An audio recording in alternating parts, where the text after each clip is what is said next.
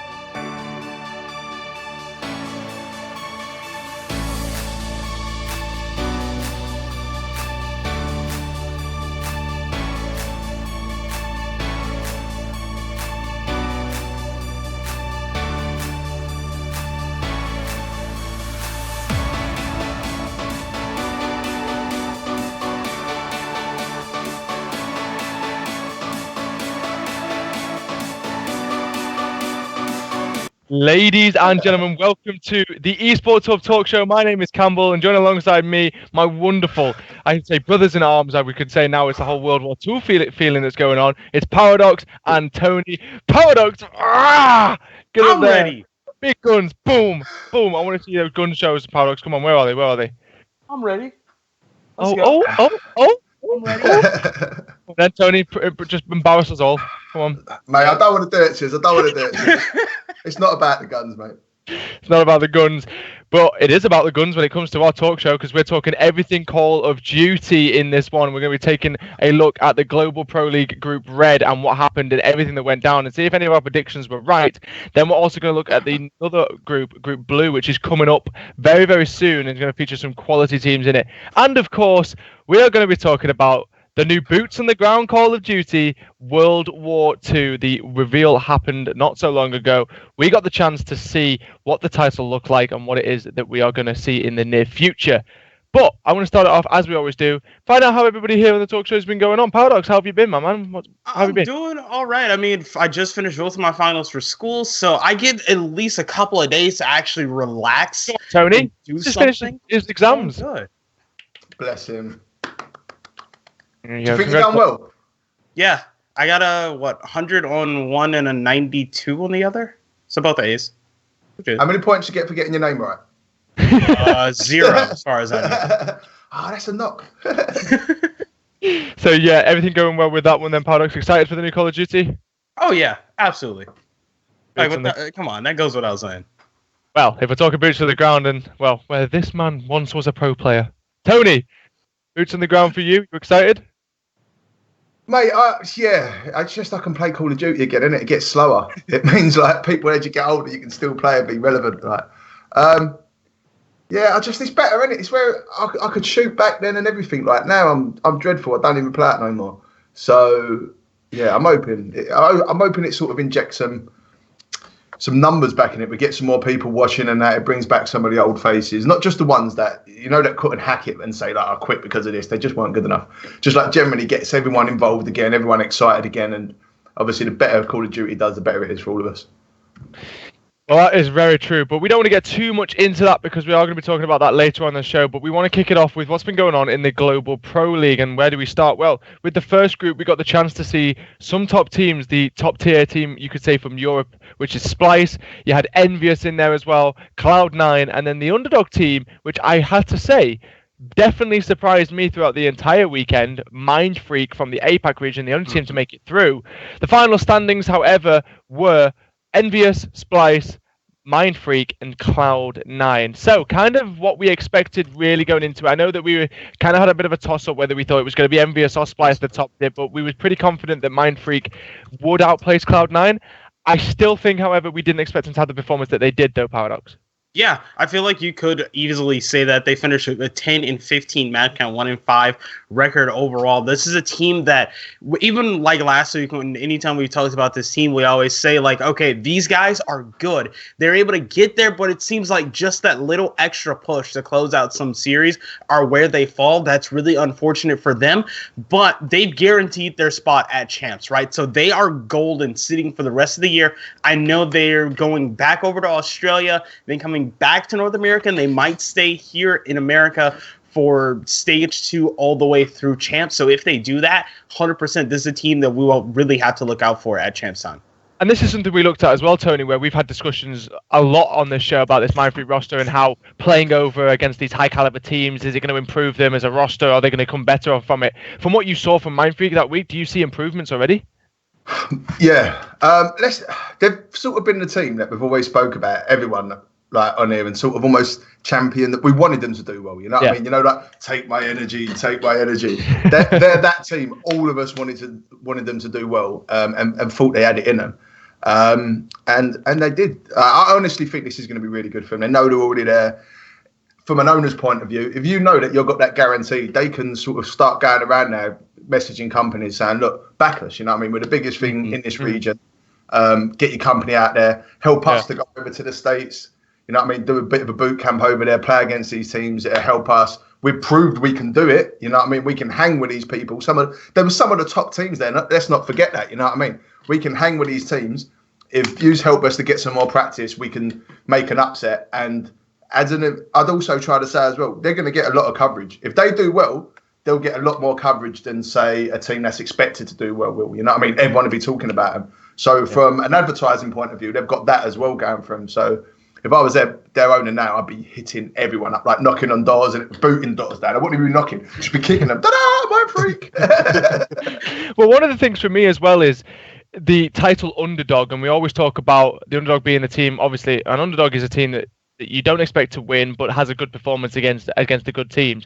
In your eyes, though, are they still the underdog, though, Paradox? Is this team still an underdog roster, or because of what we've seen from them, they're now up there with the top boy teams, or are they still that underdog? Speaking generically, I would say yes, technically this team is still an underdog. Like, you look up at them and you see, like, oh, Mind Freak versus Cloud9. A lot of people who don't go all the way down into the scene like some people do, and what some people really tune into the show to see sometimes, and then other shows, they don't see the progression and how this Mind Freak team gets so close. They're like, oh, it's a North American team versus an APAC team. All right, North America's just going to stomp them. I'll turn away. I have time to go get something to eat, right? But that's not the case with this team. So on paper, when you think about it, technically underdog, but this is a team that sometimes I don't know what we'll see from them. Like, sometimes they'll get 3-0. Other times we have this 3-2 all the way game 5 round 11 scenario with them. So really, I feel like it's increasing on that consistency just a little bit, because as I said before, they are almost there. And when I say almost there, I mean like you're competing with some of what, maybe around 7 to 8 spots in NA, competing around that 6th spot up until like the 5th spot in EU. So that's where internationally this team is at. They can reach above those teams, just need to go a little bit harder. I think one of the things as well that really stood out for me, guys, is one of the players from Mind Freak goes by the name of Shocks. He was insane that weekend. And, you know, one of the things that kind of came to my head a little bit, Paradox, was a discussion that we've spoken about many a time on this show, which was the whole integrated rosters, international rosters. Do we ever see the likes of Australian players playing in American organizations with American players, or European players, and so on and so forth? As much as I do not think there will be any roster changes through the entirety of IW, and I don't think there will be, especially for Shocks to lead the position that he's got, he is definitely a player I saw this weekend that I would say 100% has the capability of joining a major team in the future. Absolutely. Tony, you made a slight noise there. When I was talking about roster changes, I mean, is he a player that you would see change, or would he stay where he is because he's guaranteed that spot? When you say IW, do you just mean for the Pro League? I think I mean... Or all the way mainly, up to champs and afterwards? That's see, the thing. noise. Yeah. Because I honestly, and on art, think there will be changes before champs. Do you think, though, that a player like Shocks, who has guaranteed his spot at champs in the Mind Freak team, necessarily he might know they're not going to win it? I mean, there's obviously, you know, you've got to have that confidence. You're competing at a high level. But does he ever, if given the opportunity, leave that team, being one of the best players in there, and go to an American organization to try and win big money at champs? Right, if I was Mind Freak, I wouldn't let him go, obviously, because he's going to be worth a fortune to potentially, you know what I mean? Mm-hmm. And Mind Freak couldn't really attract, not being able to, the better NA players, you know what I mean? I think there'll be changes within region. I think there'll be some changes to EU rosters after the Pro League. I think there'll be some changes potentially to some NA rosters. I definitely think some EU rosters, because I've been talking to people. But internationally, I don't know. But at the same time, right, if he's playing really well, he's going to be there. He's going to get friendly with the people in the other teams, because although they're playing against each other, they're still quite pally. And say one of them was to say to someone, look, I think we could do better with him. We could weaken another team that's going to potentially be a challenge to us. If he then got an offer to go in a team that's almost more likely going to do better, would you? You know what I mean? If you could make considerably more money, offered to go and play in the NA or something like that, you know what I mean? An NA team that could think that they're, you know what I mean? You could weaken Mind Freak, improve your own team in one foul swoop. I ain't saying it will happen, but I think if I was looking at battling them, mate, I'd do things like that. Yeah, true. And I think the only way that we'd ever see him leave that Mind Freak roster is if it was to go to a team that had already got a guaranteed position in champs as well. I don't think, for example, like Cloud9 decided to have a roster change and they went to Shocks and said, oh, look, we're going to get rid of somebody, but can you get us back in Season 2 if we bring you into Cloud9? I don't think that's a position that he would go for.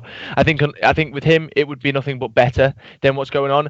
However, though, he is... I mean, this is one thing that the casters brought up over the weekend, which I thought was really interesting, is they are literally the only team representing the entire Australian region. Their fan support is insane. They are celebrities in Australia. I was say that as well, mate. Yeah, and he would give up that. Yeah, but if you take him for, like, say, like in football sometimes, in UK, like in the Premier League, they'll sign a Japanese player, right? They're not really going to use him. They keep him on the bench. And I'm not saying they're not going to use him, but they'll do it just to tap into that marketplace. Right, so if you're an NA team or even a top EU team, there is a massive pool over there. He's one of their best players. You sign him for your team, all of a sudden, you've now entered your organisation into another market. That's a whole, you know what I mean? sponsor-wise and all that, you're opening all that up by taking one player who is good enough to make a difference to your team. You know and that's one of the things as well that we've seen Optic Gaming do a lot, with content creators more than teams. They just bring people in, like, think of Pamaj. He attracted the whole Canadian scene, came over to Optic Gaming because of his individual ability to bring a fan base over. And so, yeah, there's every possibility that could be a case. But let's talk about some of the other teams that were in that group as well. And let's talk about the EU boys Spice. They did what a fantastic weekend from them. Really, from Tony's perspective, I'm assuming it's nothing you didn't really expect. You weren't. They're good at it. Oh, they are. Here's the question I want to ask you two, though. Is this the best roster we've had formed in the European Call of Duty? Now, from your perspective, obviously, Paradox, you've seen European teams compete in the American scene before. And obviously, Tony, you've been growing up through European Call of Duty. Is this the best team and the biggest chance that we have of winning a major American event? I feel like on paper, right now, with this current performance of Splice, yes. With current performance, yes. On paper, I would probably say no. Because of last year, that Millennium roster in Black Ops 3 absolutely stacked. And I really do just want to know what would happen at Champs if they had their full team available and just maybe some of the runs that they could have been able to really go and achieve. But right now, I feel like, Splice is number one hope in Europe. I would say in my mind, they are a top 4 team. I don't agree with the idea that Luminosity is ahead of Splice right now. Splice has choked against Envy. They choked against Epsilon. 100% sorry about that, and it's unfortunate for them. But I do still stand by the fact that I think this is a top 4 team in the world, 100%. Same with you, Tony? Yeah, I understand. That Millennium team was like a Galacticos team, and you almost like just put all the best people on paper, all the best people in one team, and let's have a crack at it. I think the thing that impresses me about these is I think they know how good they are, right? And sometimes that's the fact that they got double 3-0'd and it didn't even faze them. You know what I mean? They're like, what's it matter? We've got bigger things this year. They took it in their stride. Other teams would have maybe internally got at each other and rubbish like that. But I didn't hear none of that coming from their team. It didn't really look like it. Didn't even look like they cared that much. It was just like, right, we're here now to do this business, and quite professional about it. And I like that. And I just think there's a lot of ability in that team. They really have got some of the best players. I mean, we say the other team is a bit more the Galacticos because of the players have been around a lot. But if you look at the players in that Splice team, they could walk into almost any other team in the world. You know what I mean? There's some really good players there. I think another thing to pay attention to as well when we were talking about that Epsilon Splice game is Splice had already secured their spots and everything that they needed to secure themselves in, and they weren't really there to try and make the money that weekend, whereas Epsilon winning that event guaranteed them pool play for Dallas. So without that, wait, is it Dallas? Dallas is the next event, isn't it? Is it Dallas? Anaheim, sorry, guaranteed themselves pool spot for Anaheim, so they don't have to go for open bracket now. So that there is just a matchup of two teams where one really, really needs the win because they can guarantee themselves a pool play spot, don't have to go for open bracket, so they're going to give it 110. Whereas Splice really didn't need the points, don't really need the money because it helps their mates get a pool play bracket. And it helps their mates get a pool play bracket. So, in a way, Splice have helped another European team get into that upper echelon of the Call of Duty competitive. Whether that was the mindset and whether Epsilon just went, you know what, Splice, come on. It's a little bit of money, right? Come on. We've helped you guys out. You can help us. So, I don't know, but I think one thing that I paid attention to a lot, and one thing I kind of want to ask you guys was, we've spoken about it a little bit, but I really want to go into detail on it before we move on with the rest of the show, is this whole conversation of Josh or Zero. Now, Josh, for me, is a quality player and proved that against Splice in that double best of 5. He was definitely an instigated player that really had the team going. Dave said he's never teamed with anybody that really gave him that much motivation before in a grand final. He was there with 3 players that have never won a major event before. And Josh managed to pull them through. It's a bit like the Tommy and Fnatic story. In a way, it's the same kind of thing. But is Zero that much better than Josh, or does the team just work better when Zero's in it? It's different players, mate, isn't it? I think that's the thing. Like I said, when Epsilon got Josh, innit, I said that I think it was going to have the Tommy effect. Because I think that's exactly what they need. Sometimes, nothing against Dave, innit? Like, I honestly think Dave's unreal. But it helps when you've got that player there with that experience that has been there, that can turn around at times like that and say to him, look, we're going to be all right here. And people believe, you know what I mean? The mental side of sport, any sport, is massive. And I think he helps that, you know what I mean? And Zero might just be a better fit for them. And a lot of the time, when you're looking at these players, there's maybe not that much difference between between them, you know what I mean? And some are just a better fit. And yeah. Well, let's talk a little bit about this Cloud9 roster before we move on to the Group Blue. What did we see that weekend was absolute shambles. The whole roster we have seen throughout the entire year, ESWC, Dallas, all these events, just not looking good for Cloud9 whatsoever. They don't form as a unit. I think the best thing I saw all weekend was, and something that really surprised me, may I just say that May I just say that Eve is a fantastic program. What I say about Eve is the viewing experience for MLG, where you can spectate player POVs or anything like that, and it also gives you those stats along the bottom. Now, Cloud9, after 4 games in, Assault had the second highest KD in the entire thing in Hardpoint, and I was like, what? So apparently Assault had a good weekend, and from what I saw, he did play quite well. But I just don't know what's going on. I mean, you think of the Tommy effects when you put Aches in that team, and you think, well, experience with 3 players that are young and ready to give it their all, but just because you've got experience doesn't mean you're a leader, and it doesn't mean you can pass down your experience. Yeah. Well, and that's the thing. I would say with Aches, he's been able to pass down that experience. I feel like with this Cloud9 roster, him and I don't know what it is, with Aches and Ricky from what I'm seeing, right? They're not coming up in some of the engagements that they need to come up in, whether it's a clutch play like Ricky. Of course, you always think of in search and destroy, make standout plays. Aches can do the same thing. But in their respawn games, I don't know what it is, but in the slaying department, they really just have to get by on Assault and Lacefield. You put that much pressure on those 2 guys over and over again. I feel like this is probably the worst weekend we've seen from Lacefield in quite a while, and that's not normally what you see from a player of his caliber. He's really good. So is Assault. But it's a team game. You need all 4 of these players, and right now I feel like that's not what we see from Cloud9. We see 2 guys in Assault and Lacefield, and then Aches and Ricky are over here where, okay, you have these times, especially, was that last Cloud9 series when they went against Mindfreak or something, where they actually was like, okay, all right, it's time to actually step up. Let's actually do something and show what we can do. We finally saw something of Cloud9, but it came out when there was nothing to play for at the end of the day. Like, I don't know. Do you think the pressure's getting to them? I don't know. And that's why when there was nothing to play for and they relaxed. Because sometimes it can get to you. And I mean, true. I'm probably totally wrong, but it's been escalating, isn't it? And I thought maybe this was, I even said, didn't it, that I thought maybe this was going to be where they sort of put their foot down and was like, right. But just as it can push you on, sometimes it can destroy you, you know what I mean? And just the pressure, look, this is going wrong, that's going wrong. We can't seem to get a break, you know what I mean? And on the bigger players, or the more established, I don't want to say that, but like on someone like Aches, who you'd think is going to lead it, there's more pressure, you know what I mean? So sometimes that can weigh people down, and maybe that's why when there was nothing to play for, fuck it, let's just, you know what I mean? And then it comes through.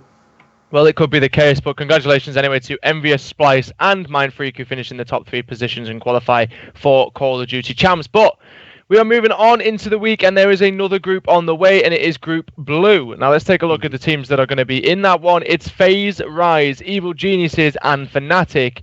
Now, Evil Geniuses is an interesting one to pay attention to because they only made it through with the slither of their teeth. The last few points, they managed to clinch that spot.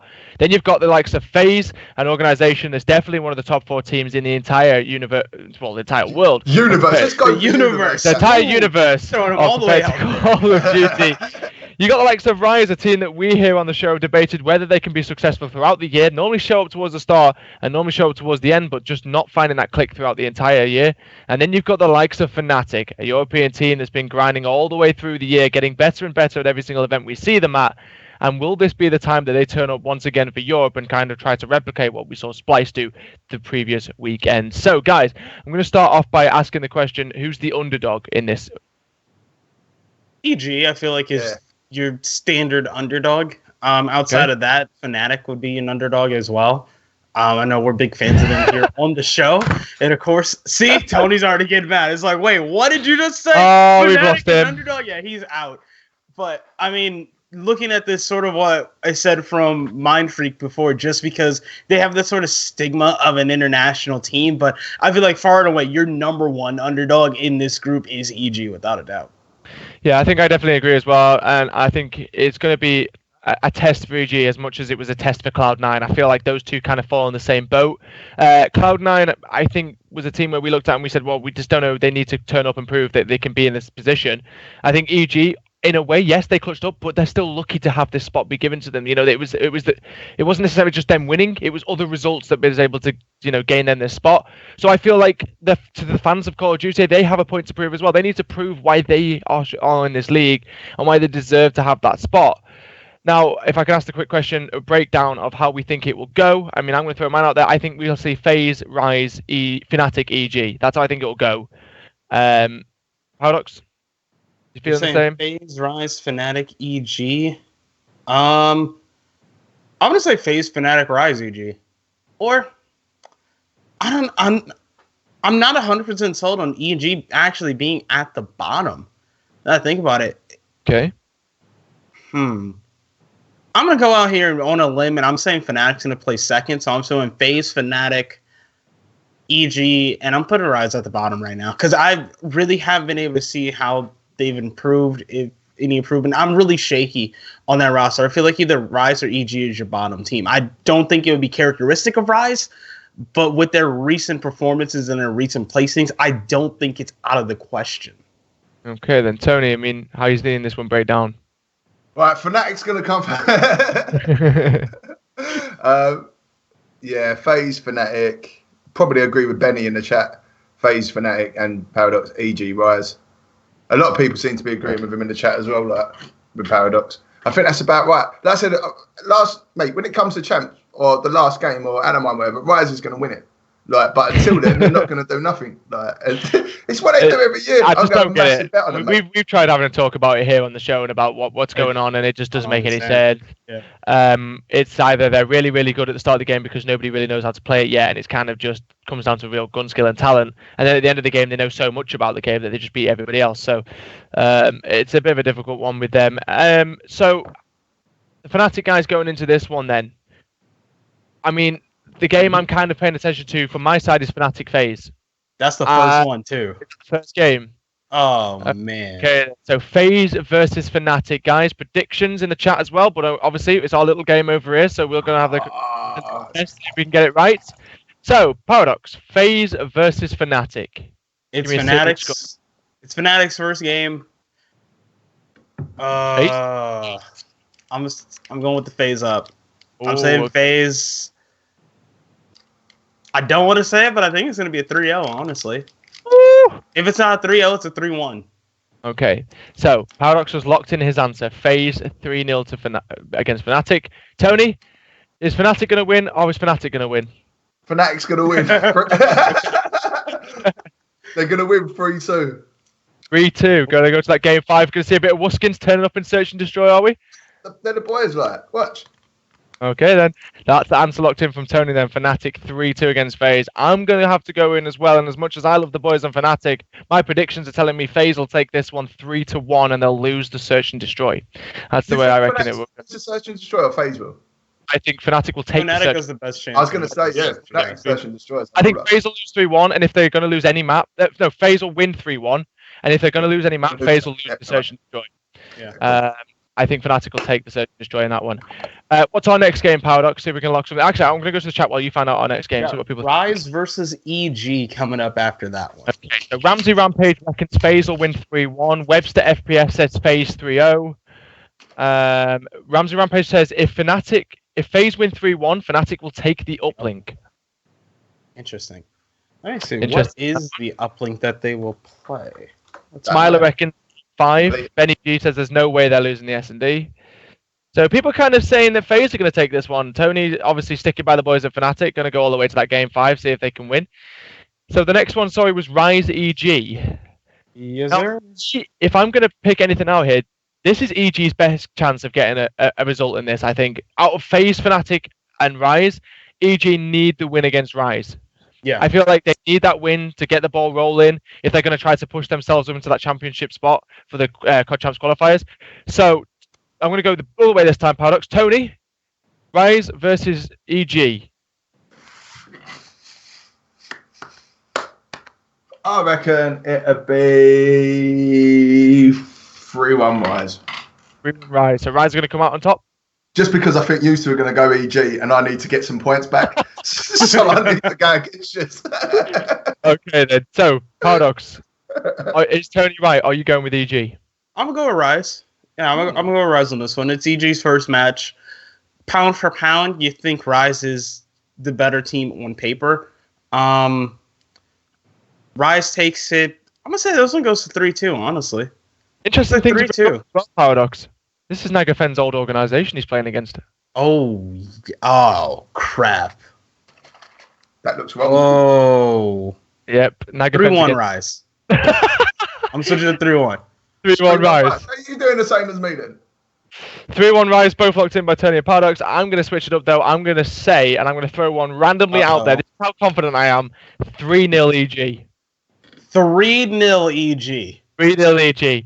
That's what I'm going to throw out there. I'm locking it in. Paradox, you're going to be tweeting me again while the GPL's live going, this idiot said this, but it worked. Hey, even a broken clock's right twice a day. You ain't getting another one right like that. Another crazy one like that. I will try to come in, but let's see what people think then. Smiler says if EG take the hard point, they win 3-0, but if they lose the hard point, then it's 3-2. Smiler says EG won't lose an S&D. I'd like to point out that Pato also agrees with me. Fnatic's going to win 3-2. He said because they'll get both S&Ds in the uplink. Ramsey Rampage says if EG lose the S&D, they lose the whole series. Benny G says Campbell's off his rocker, get him to bed. I must be a dobber. At this point. But anyway, that's going to be the predictions coming in for those games. Then we'll only do it for the first two. Paradox for that one. We'll leave those two. So FaZe versus Fnatic. We've locked in with our answers, and we've also locked in Rise versus EG. But obviously, there's the rest of the bracket to go. We've had our predictions about what we think at the table. But guys, we've only got half an hour of the show left, and it's time to move on with the rest of it. And where do we go next? So let's talk about something that we've been doing here a little bit. I mean, you may have tuned in and seen the Talkshow Tournament Tuesday and wondered what it was. And if you've seen me and Paradox talking about it before, while we've been doing on the show and the tournament, then you'll know that we've come to this point for you guys to decide what we're going to do next. But before we do that, though, we want to chuck to a little video and show you some clips from our previous Talkshow Tournament Tuesday.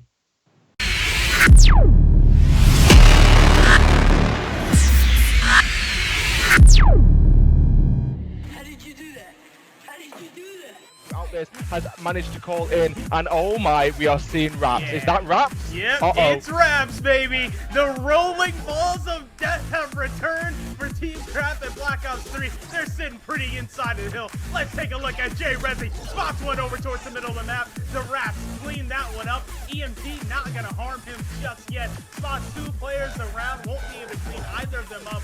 14 counter cryptic. Oh my god, what can you do?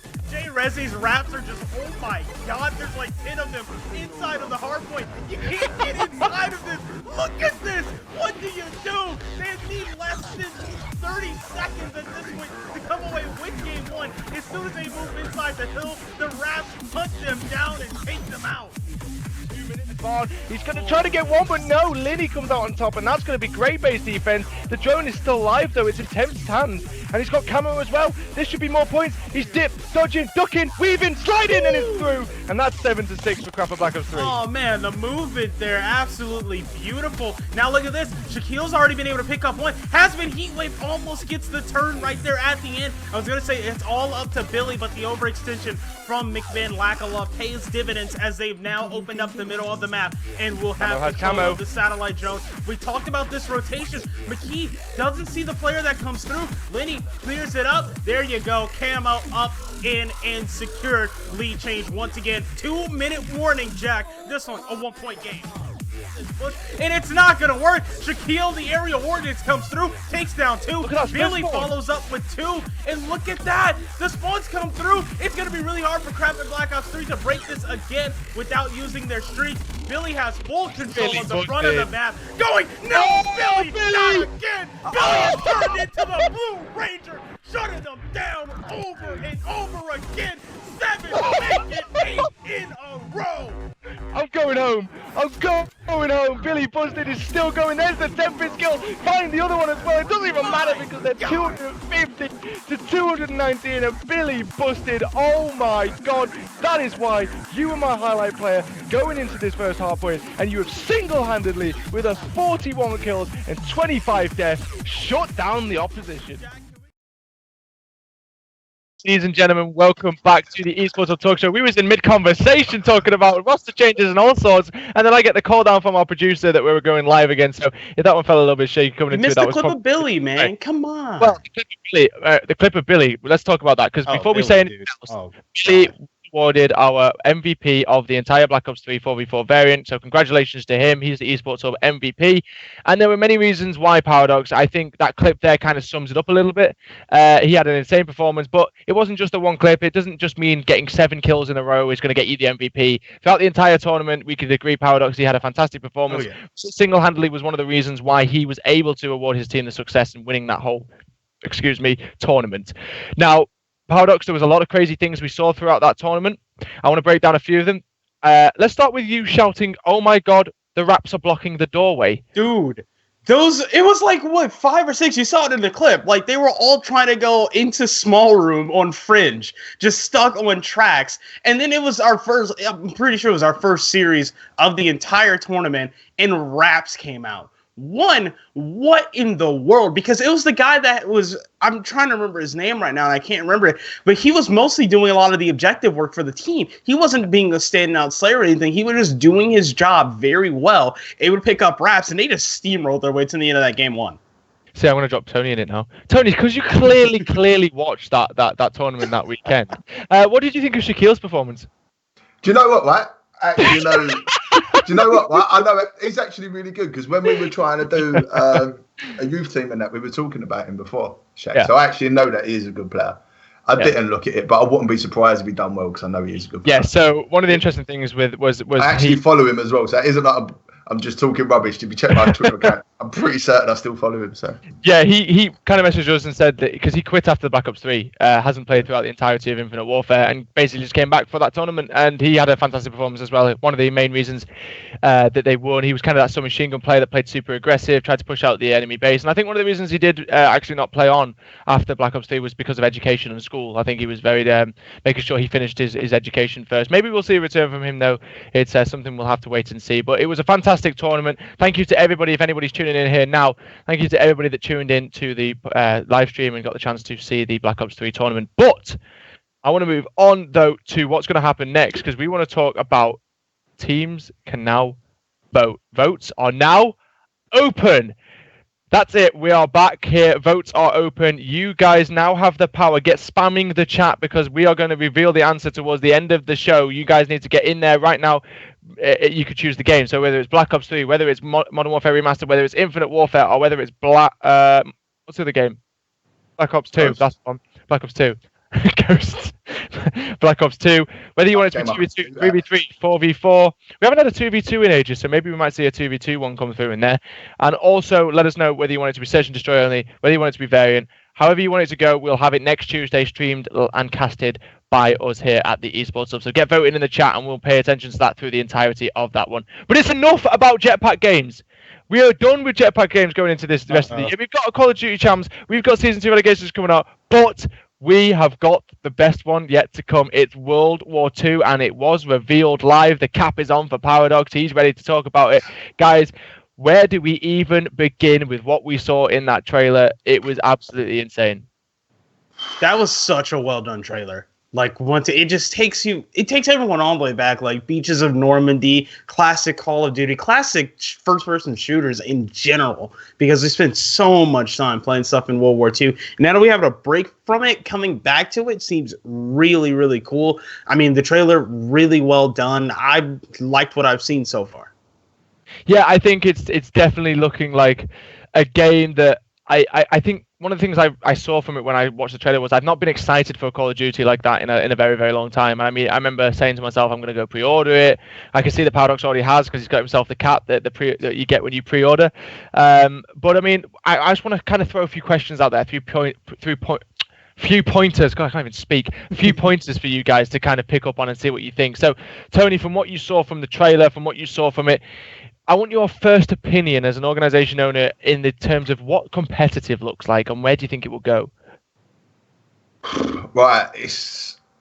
I mean, you can only go on what it was like before because obviously we don't know what they're doing with this, but you can sort of guess, you know what I mean?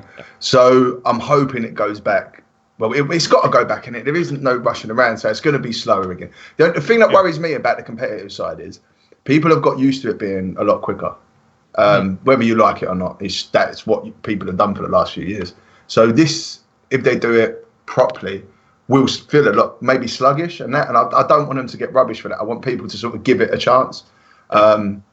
Because it's going to be different, you know what I mean? You're going to have to get your players to realise that you're not going to be able to, well, you shouldn't be able to cover the map unless they put roller skates on people in like 5 seconds, you know what I mean? You need to play your lives more. And like I said, I think that's where the element of when people say you have to be smarter, I don't necessarily think smarter, you just got to be more disciplined sometimes because your life matters. Because if you know what I mean, holding spawns are going to matter a lot more again. So you're going to, and hopefully it'll start bringing roles back. Instead of everyone just being able to run around as mad as Marchairs and just slay out. And there's not really any roles anymore. And I think people like roles.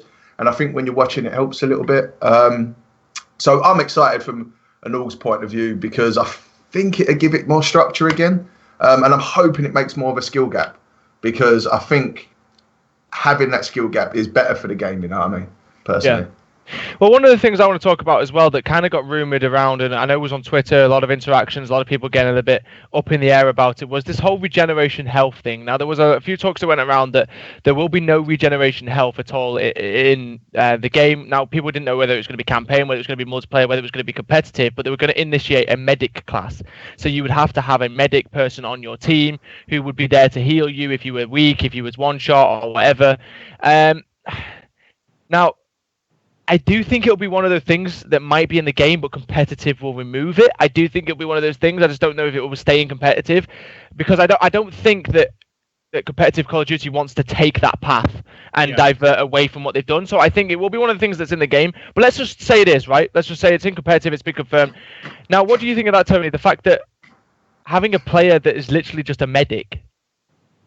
Well, I mean, you'd still have a gun. It's not just a medic, but having somebody on your team who has that role. I just don't think it should be there. Like, I'd be really surprised if it is, because like, it seems like they listen. The one thing I take, well, not one thing, but something that I paid attention to, when they were sitting there on the sofa, and they said, "We've known about it. We've had to keep our mouth quiet for 2.5, like mouth shut for 2.5 years.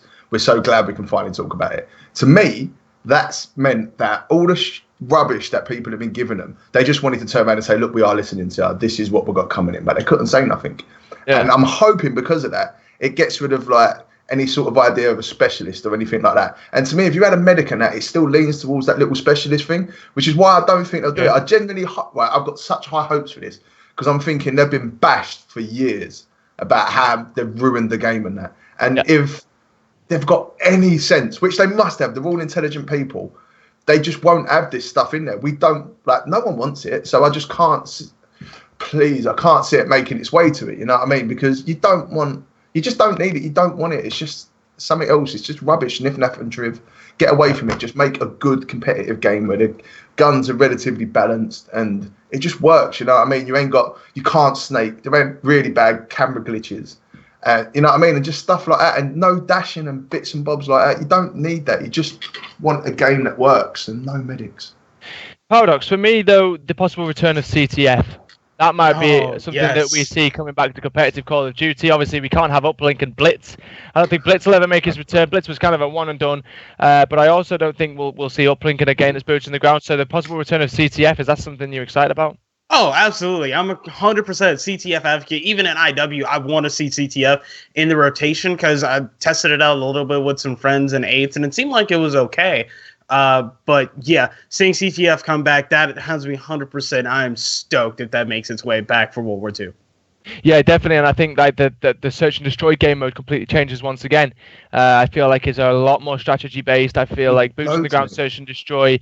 We're going to see the returns of smoking middle map, because you have to get from one point to another. You can't just jet back across. You're going to have to cover that off with a smoke, or the sniper will pick you off. There's so many things that come into it when you take a look at the World War II type of game mode. Now, I want to kind of go away from competitive, but stay on multiplayer, because we got a little peek of a little screenshot. It kind of zoomed up above the player. Now, it was well, I don't know how many, but it was a big lobby of players. It was kind of like a H1Z1 feeling to it.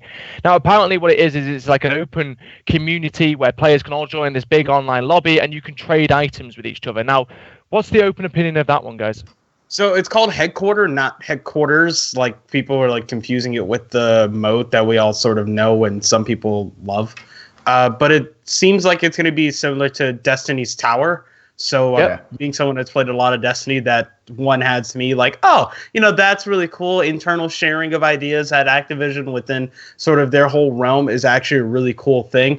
As for how it will work in Call of Duty, I really don't know because I want to know more about it. Like, what else can we do there? What's like the sort of primary purpose for this? Are there going to be open mics? Because of course, there's some people that love to get on their mics and say whatever in the world they want to say. Which all of the time might not really be constructive. One way you could do it is cool. So you could have, say Bulldog Esports, we could have a community.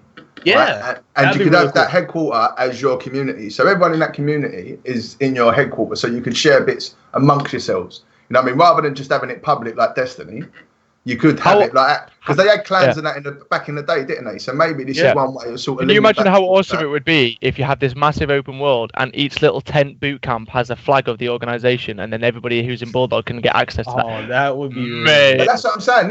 You got Tony there, like standing at the door, Sergeant Bulldog Newts. Oh, get the fuck off my land.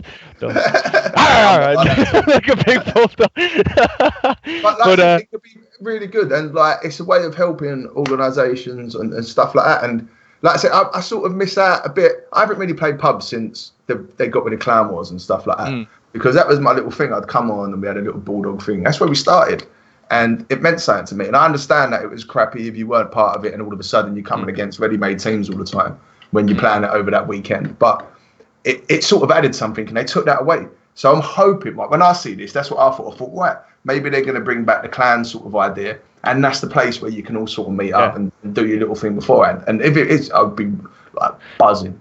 And I do also think like the rank play system, I think that's kind of the idea you were going down. Like this whole like people like who like competitive Call of Duty but necessarily don't want to play at the highest level. That is still competitive Call of Duty. Or they're not good enough. That's still competitive Call of Duty. You could still have a laugh with your friends, but there's also a part of your brain that's like, I want to win this though. I want to get my rank. I want to like rank up. Like CS:GO is one of the perfect examples of how you can initiate a rank play system in esports in competitive CS:GO.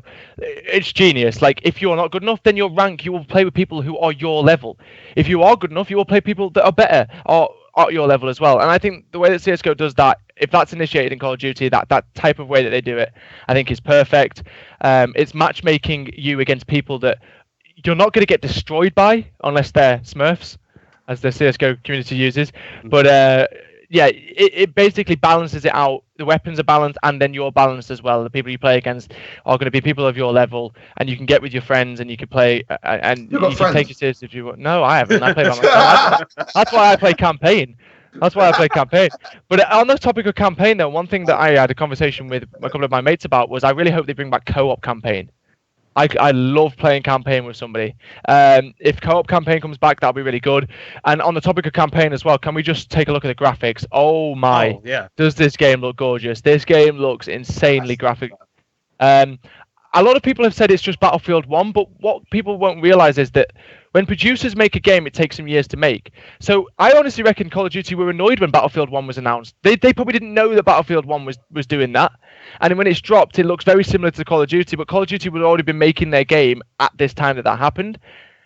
It's sort of limited in how you can make the world like look as well. You can't everything was bright pink and stuff like that. You know what I mean? It happened. It's an event, and imagine the responsibility you have when you recreate it. Like I've been lucky enough through my work that I've done a Battlefield tour around. So I've been to Belgium and played in France and that. And we go and walk and we see these places and that and speak to some people there. And I'm lucky enough through my job as well. I spoke to people that was actually in it, you know what I mean? And you always have to pay respect to that. And that's the thing. They're very limited on what they've got to do. They've got to stay true to it. So any game that's set in that genre or that time period or covering that, they're going to look pretty similar because there isn't a lot you can do, you know what I mean? Yeah. You can't make the battlefields were how they were, you know what I mean? And the tanks were how they were. You can't change that. You can't just make something up and put it there. It has to be true to it. So they're always going to be the same. And you know what I mean? People are always going to hate. I was really impressed. I thought it took a step forward. COD, I think, looked very similar recently. like all the different games in it. I don't think graphically they've been that spectacular, but this looks a lot better in my opinion. Yeah, like, a lot better. And I definitely think as well, like me as a Call of Duty fan, I've played campaigns throughout all of Call of Duty. I love the campaign series. I honestly, I've played every single campaign of every Call of Duty, but this one, like, is a campaign that I really, really want to play. Like, I think a lot of people as well who've never played a campaign before will play this for the experience. And one of the things as well that I kind of saw somebody mention in Twitch which was the only thing I've ever read in Twitch that I thought actually made sense, was somebody in the Twitch chat of the World War II reveal said, why, instead of history lessons, why don't we just all play PS4 and give all the kids in school just play World War II? That's the best way to... Come on, Tony, isn't that the best way to learn the World War? Screw history class. Did you pay attention in history class? Mate, like a bit. But, but imagine how much you're going to learn over that weekend of playing the campaign. I'm going to learn a lot. I know what... I'm going to be upset because I don't get to see the Pacific Theater. That's like going to be my main thing. I want to go island hopping, man. Why don't you just sit them in front of films, mate? You know what I mean? Like, I can't. So that's what you want to do for school, though. Right? You want to put schooling down to computer game companies. Right? So computer games are already blamed for violence and other stuff like that. You're now going to put the education system in their hands. Right? So, and all these people are totally unscrupulous and you can trust them. So it would be hard for them to basically rewrite history in like 40, 50 years.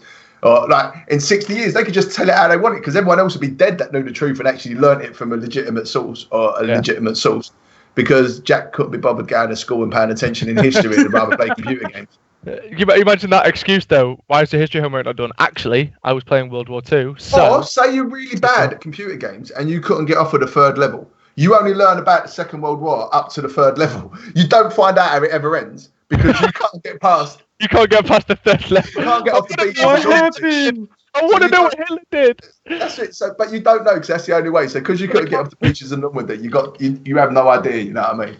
You know, everything about your plan is flawed.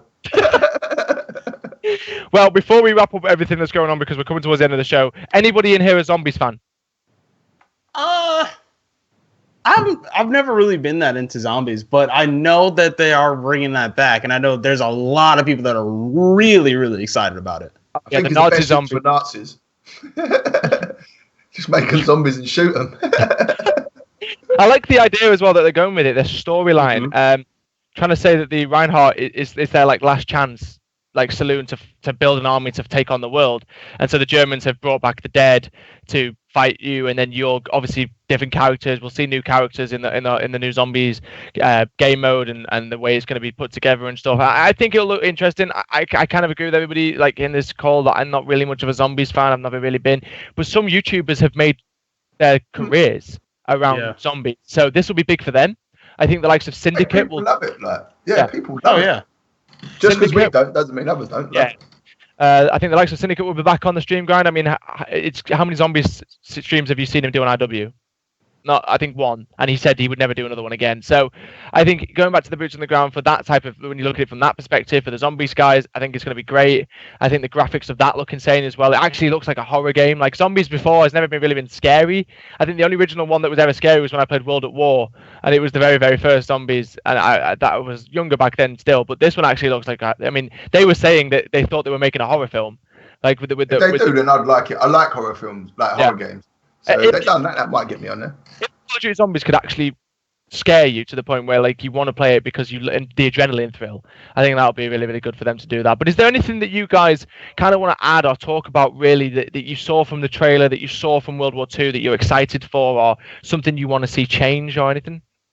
I mean, if we could get some story DLC that takes place in Asia, that's just my number one thing. Because, okay, so how many World War II shooters have we had just in general? And no offense to Europe, but all the big stuff really happened in Europe for the most part, and that's where the game's going to be based. But there's a lot of stuff that happened in like Northern Africa or over in the Pacific that a lot of people don't know about or haven't seen. So if there was some way we could even get like a little bit of that, that would make me so happy. Maybe some of the multiplayer maps you don't know yet, Powder? That would be really cool, yeah. Maybe one of the multiplayer maps might be around that area. They might have it in there anyway. You know what I mean? They could flick-flap between different regions and that. Well, I mean, they said the whole game's taking place in Europe. They can't flick-flap. So unless they hear you on here towards the end, just go, oh, maybe. Schofield, please. Come on, man. Come on. What I also want to touch upon, though, is we're seeing another celebrity. We've seen celebrities throughout it. We had Conor McGregor in Infinite Warfare. Who was the guy we had in Black Ops 2 from House of Cards? Oh, Kevin Spacey. No, that was AW. Kevin Spacey. That was AW. Yes, sorry, AW. Kevin Spacey, and now we're seeing the guy from Transformers, who is going to be the main. See, I'm not a fan of this. It was Marshawn Lynch in Black Ops 3, wasn't it? Yeah, I'm not a fan of celebs in Call of Duty games. No, I think they should make characters that we like. We haven't had like a proper good character to get behind for a while, right? Because they're being lazy and they're bringing celebrities in instead. Right? Okay. Build the story around the strong character. We don't need a celebrity. Actually, that's a point because we haven't had anyone like. I mean, you got Macintosh. Yeah, he was massive in Call of Duty. That's what I'm saying, but because they got lazy, innit? Ghost with the ghost mask. See, so what I'm saying is like, stop bringing celebrities in and make us good characters that we can get behind. You don't need a celebrity to do it. You don't need celebrity endorsement. Bring out a good Call of Duty, right? Save money. Bring out a good Call of Duty. People are going to buy it. You don't need a celebrity endorsement, right? It's that big, you know what I mean? It's not going to buy it because the guy from Transformers is the main character. Yeah, no one cares. I don't care. Like I said, if anything, it annoys me, he's in there, right? Stop giving him money and put it into the prize pools. Or, you know what I mean? Or make the DLC free, right? Don't pay him. Make a good character and make the DLC free and make your money through microtransactions. Stop wasting money on stupid ideas that someone in the corporate office thinks is going to make a difference. The true fans don't care, right? And this game's aimed at the true fans. Stop it. Just give us a good character and stop like bringing idiots in just to get a payday. Like, you're just spoiling it. Because when I see him, I don't see him as a Call of Duty character anyway.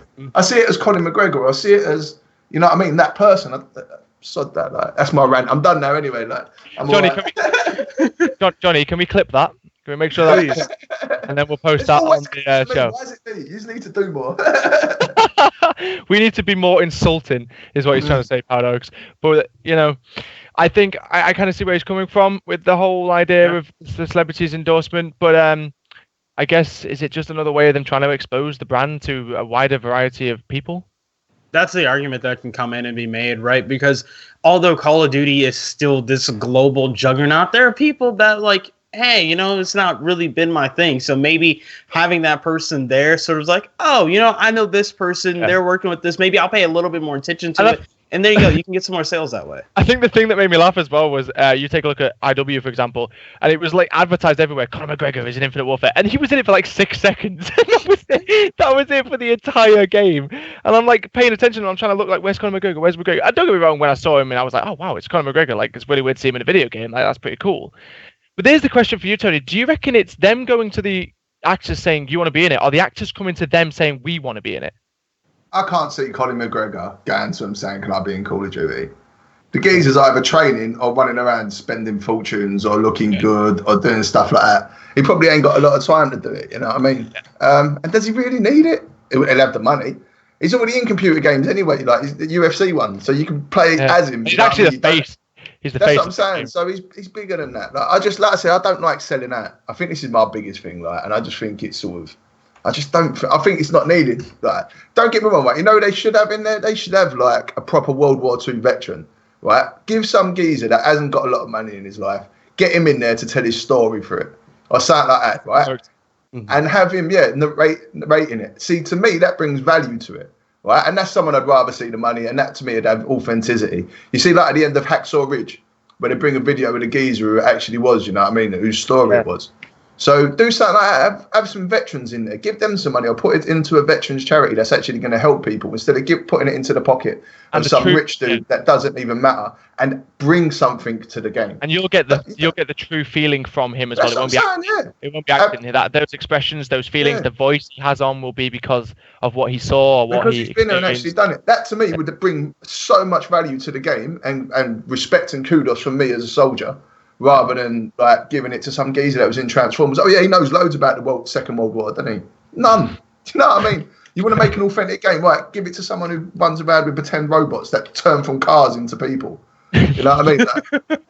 That was just their bit where they're trying to scare us about what might possibly happen by bringing somebody from Transformers into World War II. Give it to some proper people. Like. Well, we're going to have a little bit of fun before we round up the end of this show, because I'm going to put you two on the spot with a question, and I want to see what your opinion on it is. And I'm kind of going to... It's not going to be an easy question. I mean, you'll have to be careful on what you say. But both of you two have to give me a player that's going to be rubbish at boots on the ground because he is a 100% confirmed, absolute jetpacker. Will never, and he has to be currently and active in the Call of Duty Global Pro League. Currently inactive or active? Active. Come on, it's a bit of fun. They won't take it as an assault. Assault. Right, someone let me say, because I'm joking about with some of his team members about it, but I'm not going to say it. Come on then. Who's going to be an absolute jetpacker that's awful at boots on the ground? I don't know, mate. Don't know. Oh, this is interesting. Honestly, people in the chat as well. Get involved if you want to tell us who you think will be awful. I genuinely think anyone can adapt. I think the problem from going from boots on the ground of all people, I didn't expect to be this type of person. No, because honestly, right, boots on the ground to jetpacking, I think it's massively different. Right? I think people could have adapted, they just couldn't be arsed, so they didn't like the way it was. Right, so jumping around, it was just too much for them, so they didn't play no more. I think from going to that and that, as long as people want to put the effort in, they can adapt. If you're good, you're good. Right. You just got to put the effort in, and you've got to enjoy that type of game mode. Okay. So who looks more like a jetpacker? Who's always in the air? Who's always flying around? Who did you say? Zed. Okay. This is someone who I don't think will be as good. Zed. Right. Paradox, come on. See, I was gonna. He's got a couple. He's got a list. I was going to say I don't think Hockey's going to be as good, but then I just remember okay, Hockey's actually good. Maybe Proto won't be as good. I'm not sure though. Just you to pick somebody like that. Pick someone from FaZe. Oh no way! What in the world? Okay, I'm gonna pick somebody because I guess I feel like I have to because it's unfair putting it on you two. I think that Silly. Really? Interesting. Yeah. I've seen him on MWR. I've seen Nameless stream with him on MWR. So, Silly, my man, I'm picking you. You jetpacker. Right, so there we go. Jetpacker is Zed, Silly, and Proto. Let's take a look in the chat. Oh, okay. Ramsey Pitch said gunless. Has to be someone in E6 and E United, but not Silly. So Gunless, Gunless is one of them. Paradox, by the way, for anybody that's just tuned in, said that Scump is a jetpacker. I did not. No way. You can watch the VOD. I did not say that. The green wall's going. He said what? What did he say? What did Paradox say? But anyway, I do think anyone that puts the effort in will be able to try. Yeah, I think as well. All jokes aside, we're just having a little bit of fun here. If you're a pro player, you're a pro player. You can adapt. If anything, in esports, Call of Duty guys have to adapt more than any other esport. CS:GO's been the same game with updates. League of Legends been the same game with updates. Dota's been the same game with updates. Call of Duty changes every single year. So I think anybody that's better, the best people that are adapting really is your Call of Duty pro players. Anyway, guys, that is everything here from the Esports Hub Talk Show. Thank you to everybody that tuned in, and we really did enjoy your involvement in this one as well. My name has been Campbell. I've been the host of it for you, but joined alongside me, and I couldn't do it without them. It's Paradox and Tony. And make sure you follow us all below. Make sure you follow the Esports Hub. And actually, we was going to go, but we haven't found out who the winner of the tournament is yet. Oh yeah. Who's the winner of the tournament? So, Production, hello. Let's see. Can you just wire me in? Who is what? like I have one of these headsets, like with that fucking production. Like anyone but us is talking to him. Okay then. Here we go then. Ooh. So, 4v4 Infinite Warfare is the winner. That will be the tournament that we stream on Tuesday. And it'll be streamed and casted by ourselves here on Esports Hub. But finally, we're going to go now as it's the end of the show. Paradox, thank you very much, bro. Always a pleasure, of course. Tony. No worries, mate. And we will see you next time on the show. Peace out.